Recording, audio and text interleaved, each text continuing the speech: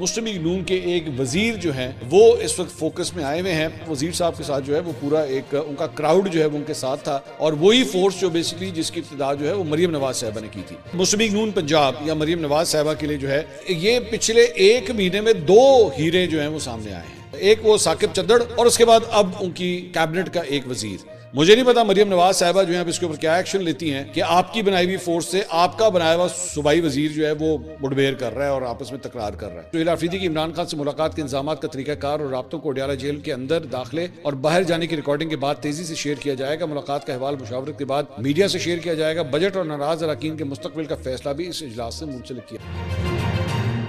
अस्सलाम वालेकुम नाज़रीन, मैं हूं मंसूर अली खान। अपने डेली चैनल के ऊपर आपको खुशामदीद कहेंगे। पिछले 12 घंटे की आम तीन खबरों के साथ एक बार फिर आपके सामने हाजिर। आपसे दरख्वास्त, चैनल को सब्सक्राइब करना मत भूलिए, बेल आइकन प्रेस कीजिए। अगर आपको हमारी वीडियो पसंद आए उसे लाइक और शेयर ज़रूर कीजिएगा और ख़ास तौर पर सब्सक्राइब करना मत भूलिए क्योंकि हम अपने अगले टारगेट की जाने बड़ी तेज़ी से रवा दवा हैं, 32 लाख सब्सक्राइबर्स की जानिब। तो आपसे दरख्वास्त है कि ज़रूर सब्सक्राइब कीजिए। खबरें मेरे पास बड़ी इंटरेस्टिंग है, कभी खुशी कभी गम वाली खबरें भी हैं, यू टर्न्स की खबरें भी हैं और कल रात को इमरान खान साहब के हवाले से भी एक बड़ी इंटरेस्टिंग खबर जो है वो चली है, उसे भी डिस्कस करेंगे। तो एंड तक आपने इस वीडियो को देखना है। लेकिन सबसे पहली मेरे ख्याल में जो सबसे बड़ी खबर है वो है जनाब मुस्लिम लीग नून के एक वजीर जो हैं वो इस वक्त फोकस में आए हुए हैं और इसकी वजह यह है कि एक अदद कल रात को जो CNF है, काउंटर नारकोटिक्स फोर्स, जो पंजाब के अंदर इस वक्त काम कर रही है, इन्होंने बेसिकली कल एक छापा मारा और एक गांव पे, गांव जो है वो जनाब है बसीन गांव जो है वो बताया जाता है। अब वहां पे नून लीग के एक वजीर हैं, सूबाई वजीर बराए सोशल वेलफेयर और बैतुल माल, सुहेल शौकत भट्ट साहब, ये उनके मामू के घर के ऊपर जो है वो छापा मारा गया CNF की जानिब से। और इसकी वजह यह है कि नारकोटिक्स के सिलसिले में जो है वो ये छापे मारे जा रहे थे। तो ये फुटेज आप जो इस वक्त स्क्रीन के ऊपर देख रहे हैं ये साथ साथ देखिएगा।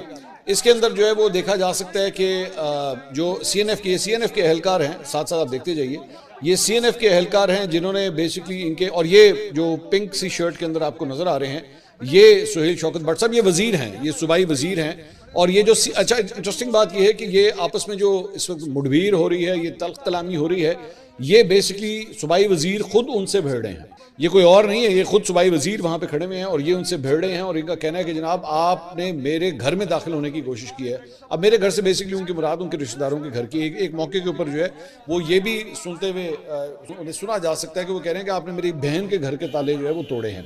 अब CNF का ये कहना है कि जनाब आप हमारी काम के अंदर जो है वो रुकावट पैदा कर रहे हैं, हमें अपना काम करने दीजिए, आप जो है वो बीच में मत आए। लेकिन he is totally dictating everything और उन्होंने बिल्कुल मतलब ये जो कार्रवाई हो रही थी इसमें खुद आके वहां पे खड़े हो गए। अच्छा, मेरे लिए हैरानगी की बात जो है, जो मैंने एक्चुअली इसको थोड़ा सा डिग किया, पहली बात तो ये जो CNF है, आपने ANF का नाम सुना होगा, anti narcotics force. So this is CNF, this is different, this is counter narcotics force. ये जो काउंटर नारकोटिक्स फोर्स है ये बेसिकली सूबाई सतह के ऊपर जो है वो बनाई गई है और ये सूबा पंजाब के मुख्तलिफ अजला के अंदर जो है वो काम करती है। 2024 में इसका आगाज हुआ था, इसका फेज 1 था, फिर फेज 2 था, डिवीजन की सतह पे, डिस्ट्रिक्ट की सतह के ऊपर जो है इसने ऑपरेट करना शुरू किया है। और रिसेंटली एक्चुअली इसने बड़ी कामयाबियां भी हासिल की हैं, इन्होंने मुख्तलिफ जगहों के ऊपर जो है वो छापे मारे हैं और ये फुटेज आप देखते जाइए। मतलब पूरा उनके साथ वजीर साहब के साथ जो है वो पूरा एक उनका क्राउड जो है वो उनके साथ था और उसके बाद वो जो CNF के एहलकार हैं, और ये CNF के एहलकार, ये तस्वीर जरा देखिएगा, मैं सिर्फ 1 मिनट के लिए तस्वीर आपको दिखा दूं। ये CNF की जब सेरेमनी हुई थी तो मरियम नवाज साहबा ने खुद ये मतलब इस सेरेमनी को as a chief guest attend किया था जब इसकी मतलब इब्तिदा हो रही थी।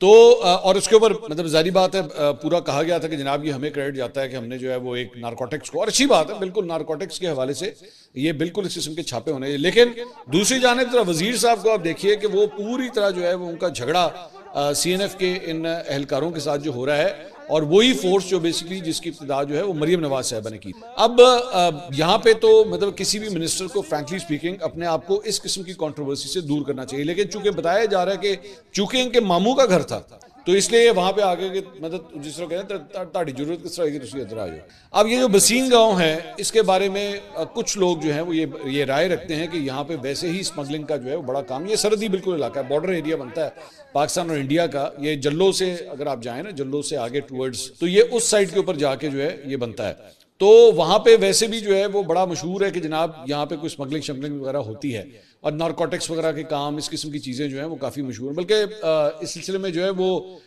इंडियन साइड से जो है वो कुछ फिल्में भी इस तरह की बनाई गई नारकोटिक्स के हवाले से। खैर anyway that's a different topic.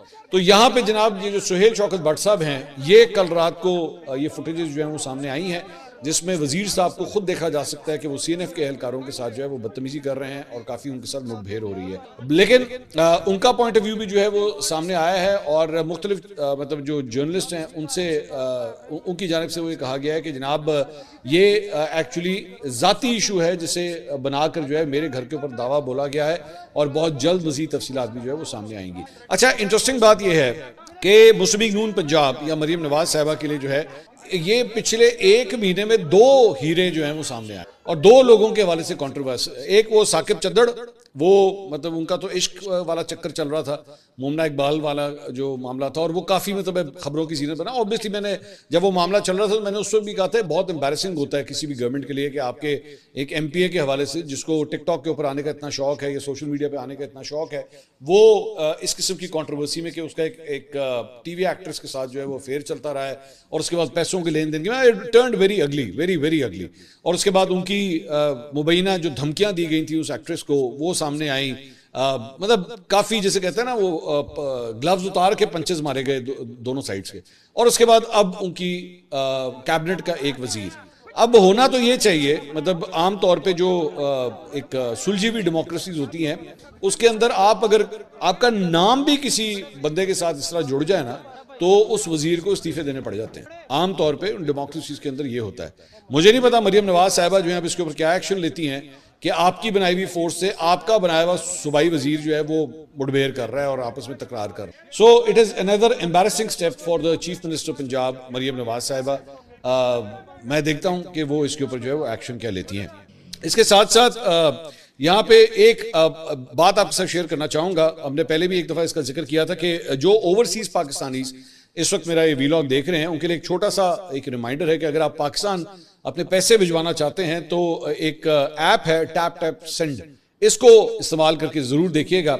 मेरा प्रोमो कोड जो है इस वक्त नीचे आप स्क्रीन पे जो है वो बैनर के ऊपर देख सकते हैं। इसको अगर आप इस्तेमाल करेंगे तो इसके ऊपर जो है वो आपको बोनस भी मिलेगा। मैं खुद इस सर्विस को जो है रिकमेंड करूंगा क्योंकि टैप टैप सेंड से पैसे जो है वो फौरन आप ट्रांसफर कर सकते हैं। ये काफ़ी रिलायबल है और आप आसानी से किसी भी बैंक अकाउंट, इजी पैसा, जैज़ कैश अकाउंट्स के अंदर जो है ये पैसे भेज सकते हैं। तो अगली दफा जब भी आप पाकिस्तान रेमिटेंसेस भेजना चाहें, वैसे रेमिटेंस के अंदर भी जो है वो बताया गया कि पिछले महीने बड़े अच्छे नंबर्स आए हैं। बहरहाल तो टैप टैप सेंड का जो है वो इस्तेमाल कीजिएगा और मेरा प्रोमो कोड जो आप इस वक्त नीचे देख रहे हैं इसको इस्तेमाल करना मत भूलिएगा। खबरों की तरफ आते हैं। खबरें मेरे पास जो है वो जनाब बहुत ज्यादा हैं तो जल्दी जल्दी जो है वो खबरें कवर करेंगे, लेकिन उससे पहले मैं जहां पे मुस्लिम लीग नून के लिए एक एम्बैरेसिंग सिचुएशन जो है वो सामने आई है तो वहीं पे मुस्लिम लीग नून के लिए एक खातून जो है वो इस वक्त बड़ा नाम अपना पैदा कर रही हैं और वो हैं सलमा भट्ट साहिबा।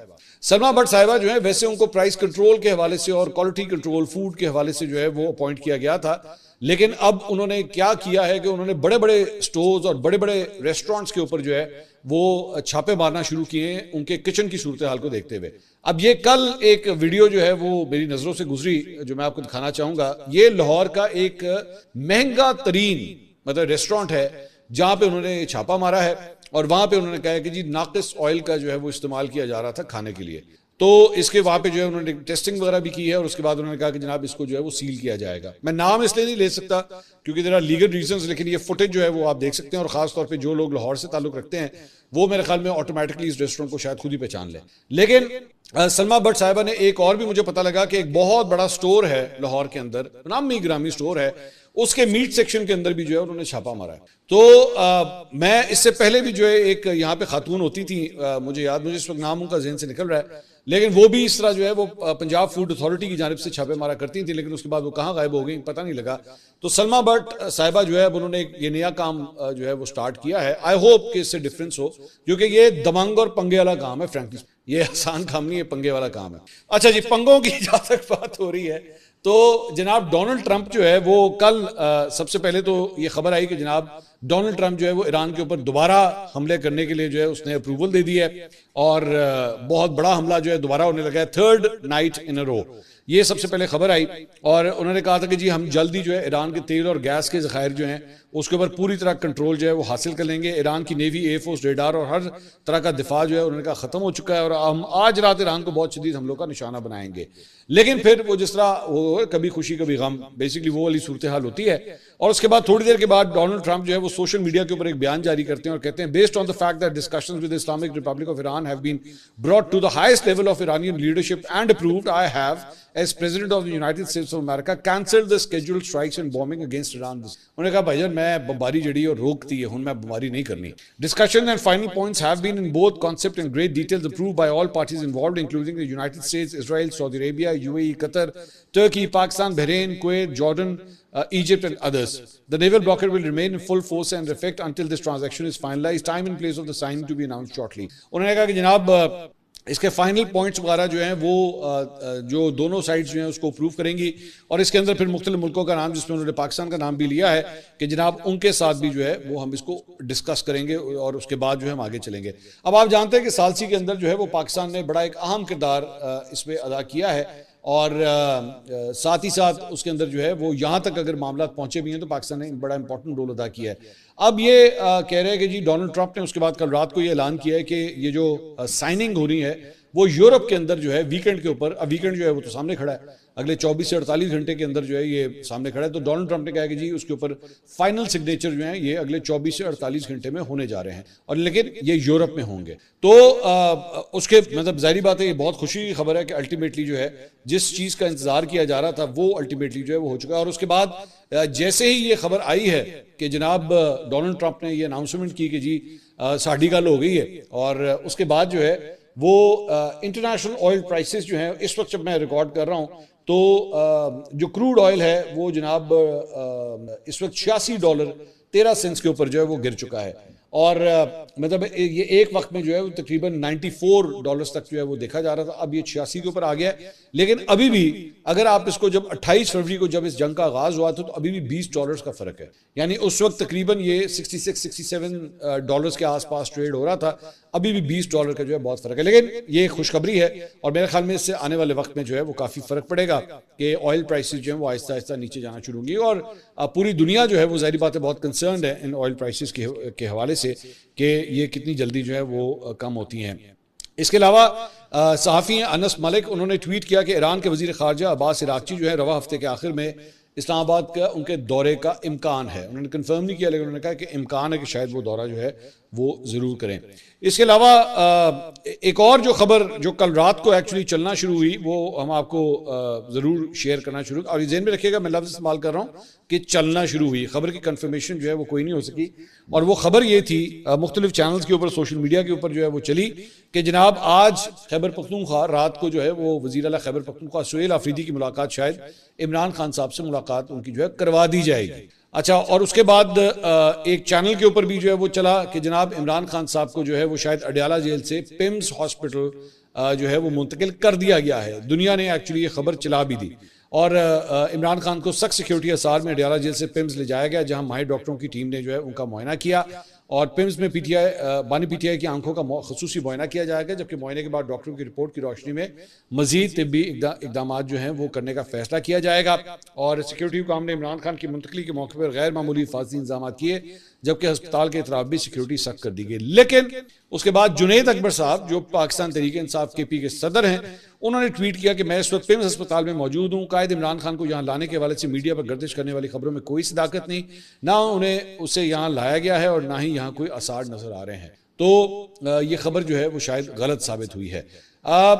और बाय द वे उसके बाद ये तमाम चैनल्स के ऊपर जहाँ पे कहीं पे चल भी रही थी, झुप करके जो है वो सब गायब हो गया, कुछ भी इस सिलसिले में जो है वो नजर नहीं आया। मैंने इस दौरान वैसे जो इनके तर्जुमान है उनको मैंने राब्ता किया, शफी जान साहब को, उनसे कंफर्म करने के लिए कि भाई क्या स्टेटस है, लेकिन मेरा उनसे रात को राब्ता नहीं हो सका कि वो पीटीआई का मौक़िफ़ या खैबर पख्तूनख्वा हुकूमत को जो है मौक़िफ़ दे सके। लेकिन साथ ही साथ ये भी जो है वो एक सीनियर जर्नलिस्ट हैं यासिर हुसैन साहब, उन्होंने ट्वीट किया कि सुहेल आफरीदी की इमरान खान से मुलाकात के इंतजामात का तरीकाकार और राब्तों को अडियाला जेल के अंदर दाखिले और बाहर जाने की रिकॉर्डिंग के बाद तेजी से शेयर किया जाएगा। मुलाकात का अहवाल मुशावरत के बाद मीडिया से शेयर किया जाएगा। बजट और नाराज अरकान के मुस्तकबिल का फैसला भी इस इजलास से मुंसलिक किया। सो वो बेसिकली एक खबर ये है कि जनाब वो अडियाला जेल चले गए हैं, और एक खबर ये थी कि नहीं जी उन्हें पिम्स हॉस्पिटल जो है ले जाएंगे। सो बड़ी एक हलचल जो है वो कल रात को मची है इस सिलसिले में। पक्की खबर जो है वो कोई ऑफिशियली अनाउंसमेंट जो है किसी किस्म की कोई नहीं आई। इसी तरह एक और सीनियर जर्नलिस्ट हैं इरफान खान साहब, उन्होंने ट्वीट किया। उन्होंने कहा इतलात के मुताबिक सुहेल आफरीदी और इमरान खान के दरमियान आज मुलाकात मुतवक्किल है। कहा जा रहा है कि सुहेल आफरीदी की बार बार की दरख्वास्तों और मोहसिन नकवी और शहबाज शरीफ की मुसलसल दरख्वास्तों के बावजूद सिर्फ 10 से 15 मिनट की मुख्तसर मुलाकात की इजाज़त दी जाएगी। इजलास की इजाज़त बाज़ अमूर पर मशरूत है।